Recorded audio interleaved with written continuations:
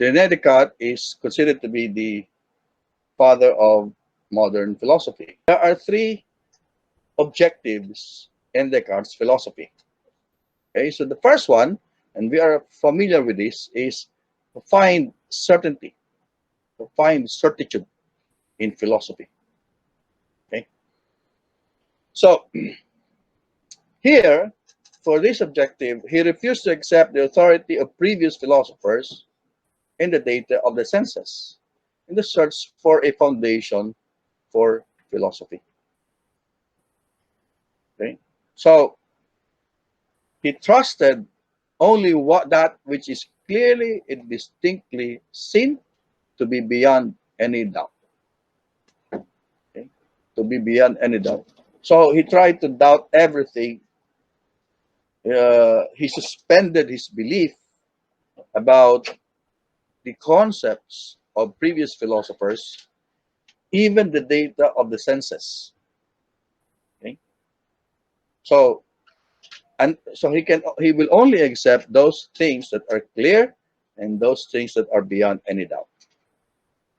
So here, what he did was to remove the layers of beliefs and opinions that clouded his view of the truth, only until the simple fact of doubting itself and the inescapable inference that something exists is doubting. So you know how this how he arrived at the cogito. Okay, so started to doubt all these layers of beliefs. So he started to doubt the data of the senses and started to doubt even the teachings, the doctrines of the previous philosophers. This means doubting even the teachings of Aristotle and of the scholastics. So here, this is a quotation from the, I think this is from the, on the Discourse and Method. He said, "From my childhood, I have been familiar with letters, and as I was given to believe that by their help a clear and certain knowledge of all that is useful in life might be acquired. I was ardently desirous of instruction. But as soon as I had finished the entire course of study, at the close of which it is customary to be admitted into the order of the learned, I completely changed my opinion, for I found myself involved in so many doubts and errors that I was convinced I had advanced no farther in all my attempts at learning than the discovery at every turn of my own ignorance." So this is a reflection of Descartes, that he had learned everything. He he learned everything, wanted to learn everything, completed the course, and at the end, when he was, when he finished the course, he found himself doubting what he had learned, and therefore he has to start all over again. Okay, discard the the things that he had previously learned. Now, the second objective is to fulfill the dream for a universal science, meaning it's a science that will apply both to the natural sciences, or to the physical sciences, and to theology, to religion, philosophy. That would be the universal science. Mom, I put check mark. So, of course, how will he be able to attain this dream for a universal science? This objective required him to find a unified set of principles from which he could deduce all the answers to scientific questions. So, first, there should be a method. Okay, there should be a method, principle, where he can deduce all the answers to his questions. So, his general physics is a rational justification for a universal mathematical or quantitative understanding of nature. Remember, as I told you, that Descartes is not just a philosopher; he was also uh, a mathematician and a scientist, a physicist. So his concern with skepticism in all its form was directed at religious and epistemological skepticism in general. So don't think that when Descartes he doubted everything. I mean, he cannot doubt, of course, that there is a book in front of him. But the point of Descartes is to have this general doubt about the foundation of our knowledge. And of course, the foundation of our knowledge would be our senses. So he has to, be incredulous, be skeptical about all these things, about his religious beliefs in general. Okay. So his philosophical method was also intended to be a method for science, a method for science. And in his first discussion of the scientific method, which is actually an unfinished work, Rules for the Direction of the Mind, he discussed what is this method. Now, the first 12 of the, so he actually had planned to come up with 36 rules dealing with the general aspects of his proposed methodology, but he only came up with the 12, which are considered early versions of the principles that he would later develop in his writings. Okay, so what are these? Well, we're going to discuss that later. Now, the third objective of Descartes is to reconcile the mechanistic view of the world. Remember the Deus ex machina, no?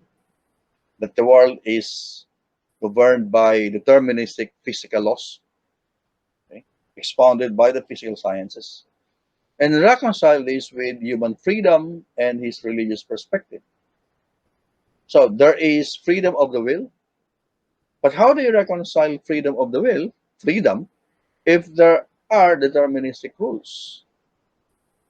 How can you reconcile this mechanistic view of the world with his religious perspective about the existence of God and the immortality of the soul?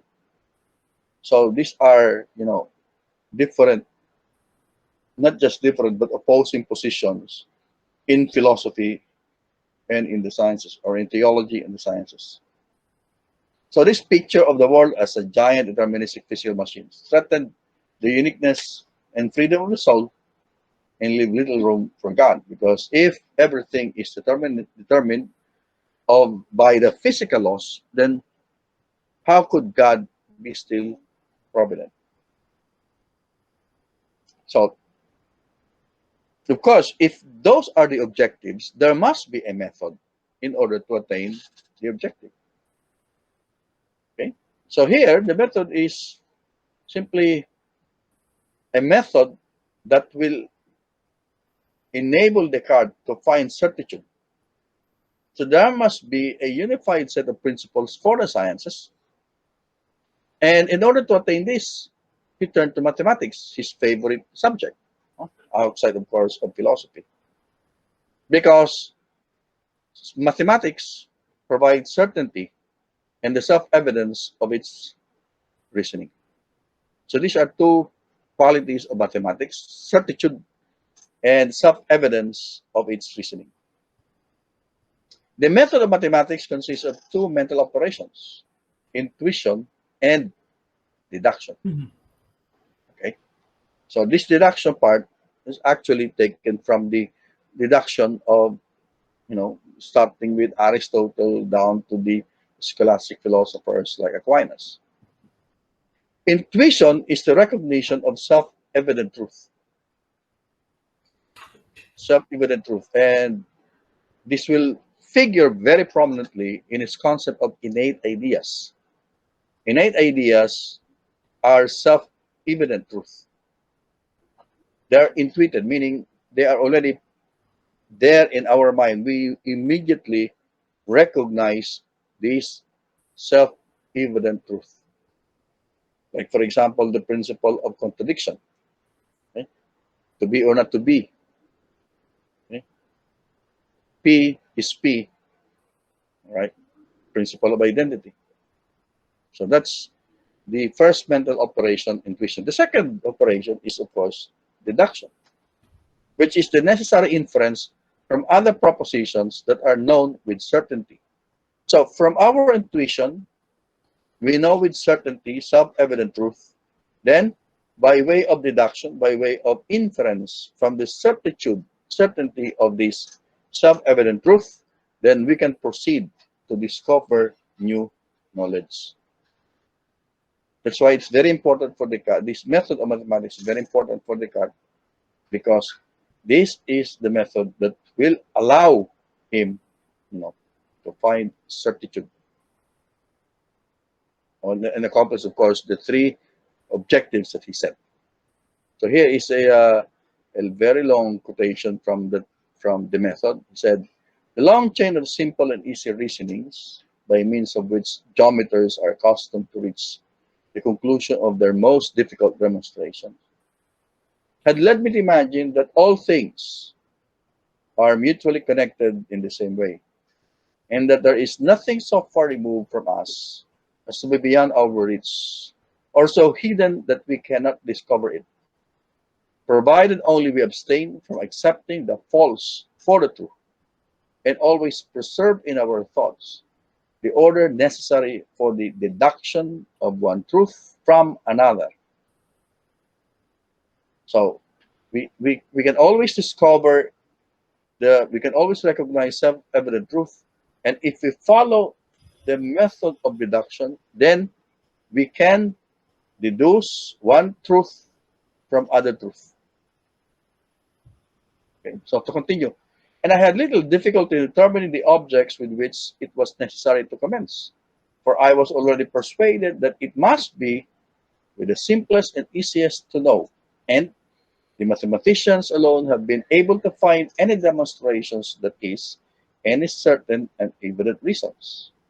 I resolved to commence, therefore, with examination of the simplest objects, not anticipating, however, from this any other advantage than that to be found in accustoming my mind to the love and nourishment of truth, and to a distaste of all reasonings as were unsound." That's the end of the long quotation. So that's Descartes talking about the method that he will employ in order to attain the the objectives that he had set for himself.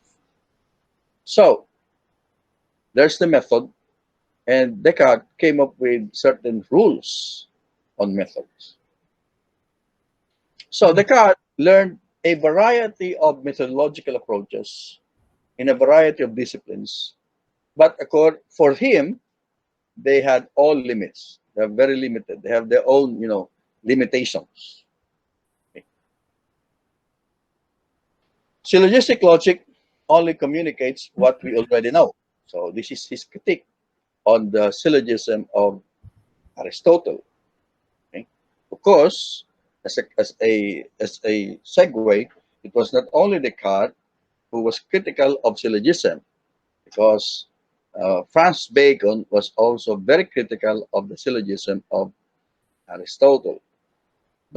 And Francis Bacon offered a new kind, not necessarily a new kind, but a different kind of method, which is the inductive method. Okay? Uh, the rules of induction. Okay? But Descartes is different from uh, Francis Bacon in that although they are critical of syllogism, Descartes followed the deductive method of geometry, while Francis Bacon followed the inductive method of the sciences. So geometry and algebra are either too abstract in nature for practical application or too restricted to the shapes of bodies. So a more condensed universal list of theological rules was better than a lengthy and varied list. Although he was influenced by mathematics, he developed his own method. based, of course, on mathematics. Okay, right. So here is the methods, the rules of the methods. Number one, first was never to accept anything as true if I did not have evident knowledge of its truth. Okay, so that is to carefully, excuse me,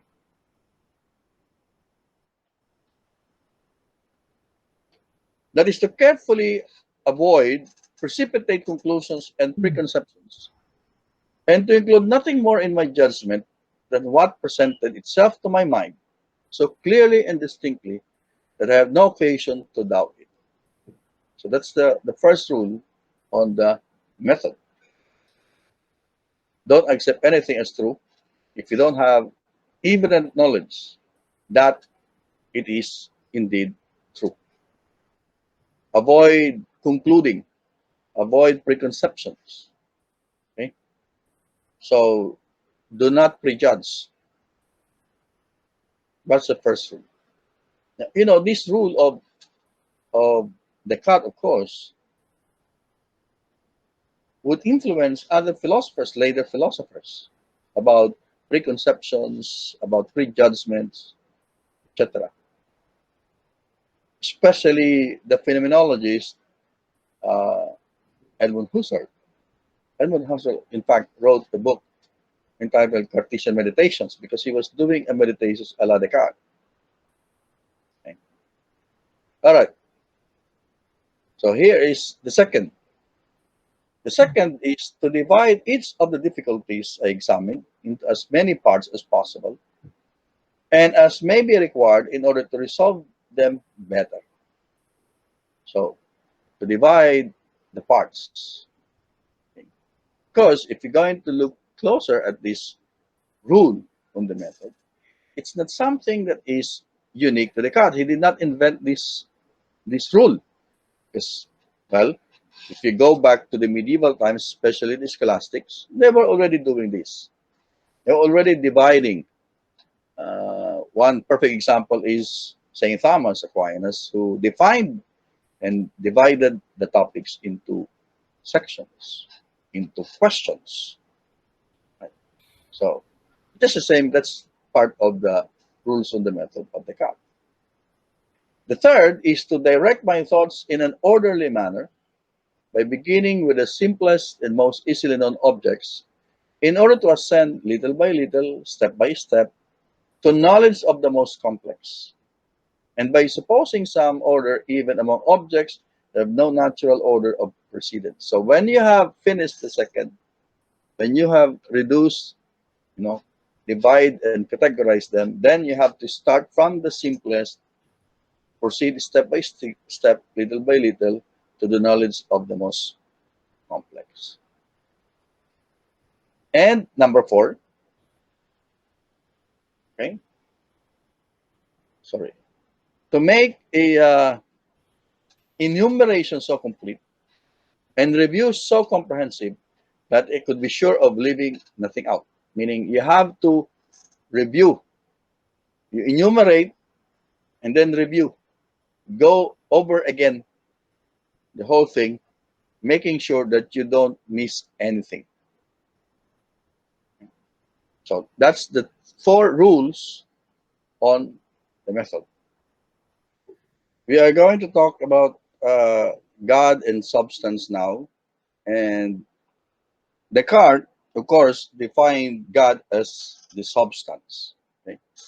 And from his definition of God as a substance, we can see now what substance is for him, right? So God is a substance that is infinite, eternal, immutable, independent, supremely intelligent, supremely powerful, in which created both myself and everything else. So here, he, after proving that God exists, now he starts defining what God is. So he defined God as a substance with all these attributes, infinite, eternal, immutable, etc.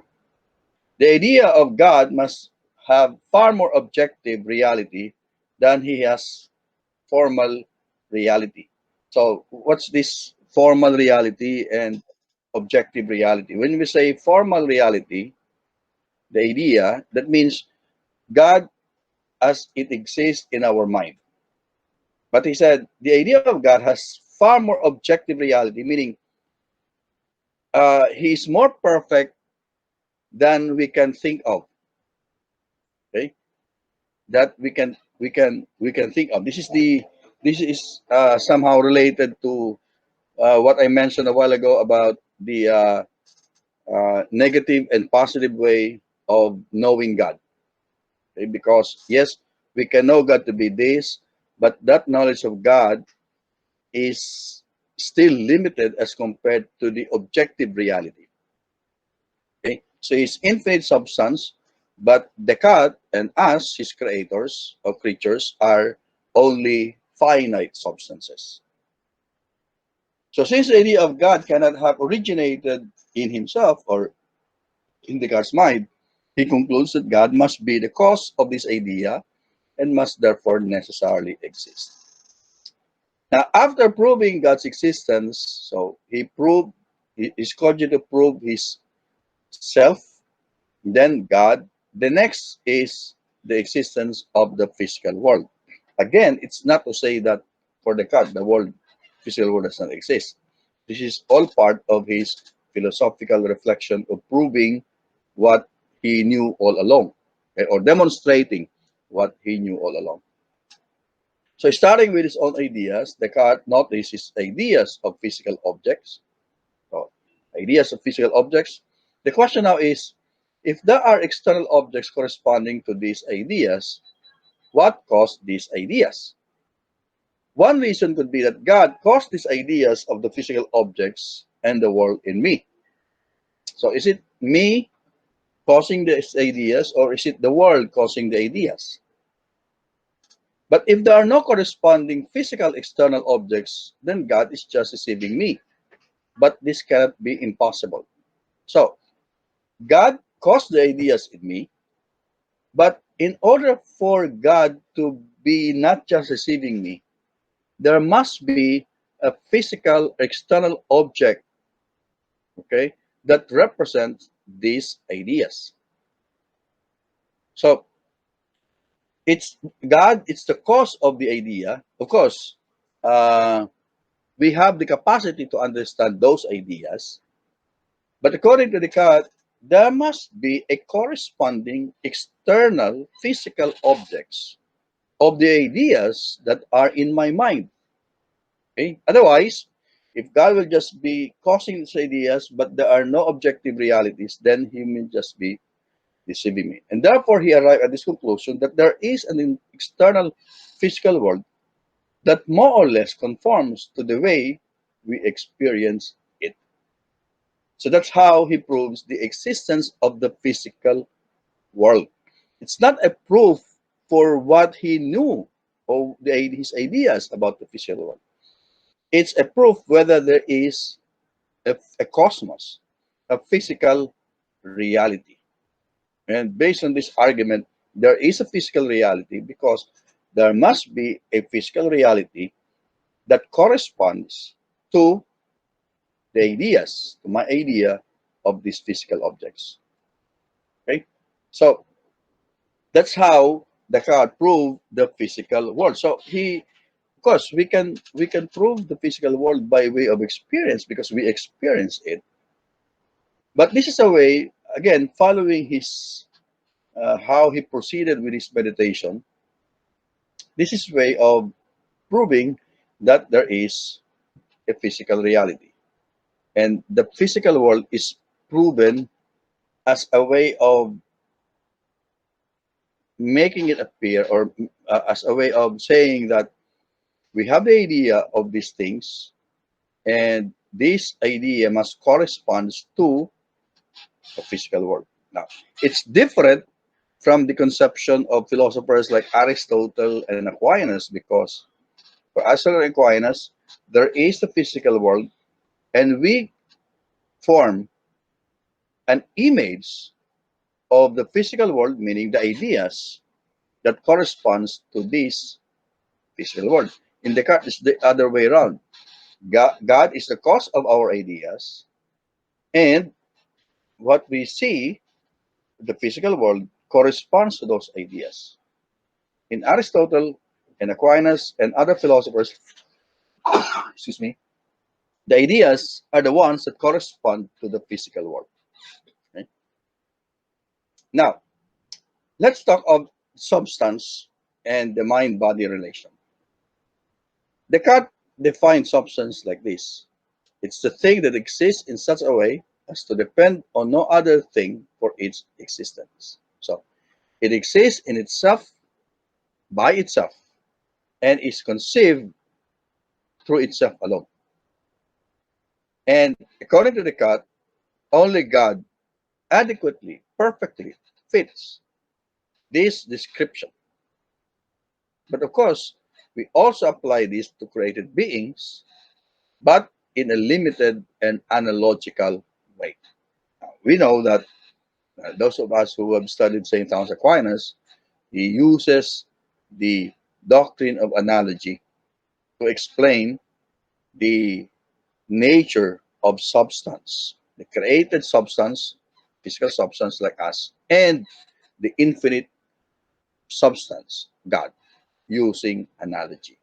Because Descartes did not explain fully what this, the way, in the way that St. Thomas explained the doctrine of analogy. The St. Thomas, in his what, commentary on the sentences, talks about three kinds of analogies. Okay? But of course, that's not the topic we are going to discuss here. Anyway, so the main categories of substances are two: the mental substance and the physical substance. So you have the res cogitans and the res extensa. Okay? So the res cogitans are the mental substances. The res extensa are the physical substance or substances. This implies that the mind and body are two separate substances or entities. So you have the mind as a res cogitans and the body as a res extensa or a physical substance. This is what we call in psychology as a kind of exaggerated dualism. Okay? Exaggerated dualism of Descartes. The mind is a separate substance because it does not depend on the body in order to exist or to be understood. So the mind and the body are separate because they have different attributes. The body is not conscious. I'm sorry. The mind is capable of conscious acts like doubting, thinking, and willing. And the mind is not extended and does not take up space. It is not made up of parts and cannot be divided. So these qualities of being extended, taking space, made up of parts, and being divisible, these are all properties of the res extensa. On the other hand, the body is not conscious. It is moved by mechanical forces acting on it. The body is extended and occupies space and can be divided into more elementary components of part or particles. So at the beginning of this discussion, we talk about how can Descartes reconcile the mechanistic view of the world and the spirituality of the soul or the immortality of the soul. This is the answer of Descartes. There are two kinds of substances. The res cogitans is the spiritual substance. In a spiritual substance, it is not governed by the mechanical laws of physical reality because it's not a physical reality. The body, on the other hand, is governed by deterministic physical laws precisely because it is a res extensa. Okay? So that's how he reconciled these things, especially in his conception of man.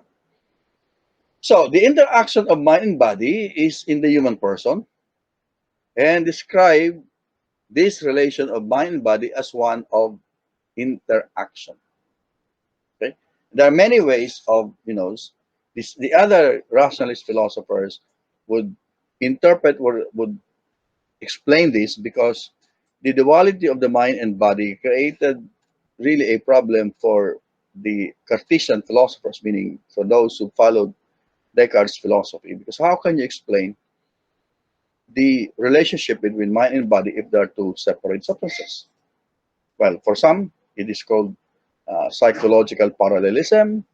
Others would call it there's a pre-established harmony between this and that. Uh, Malebranche would use the notion of occasionalism, meaning the body provides occasions for God, no, for God to perform his actions or animate the body. But we're going to discuss that in the when we discuss these philosophers. So it seems to influence each other, but in reality, they seem to influence each other, but in reality, they do not because they are separate entities. So this position would later on be called psychophysical dualism. Psychophysical dualism, meaning the psychical, the res cogitans, and the physical, the res cogitans, being fused into one being. So Descartes pointed to the small gland located at the base of the brain, meaning the pineal gland, as a point of interaction between the mind and the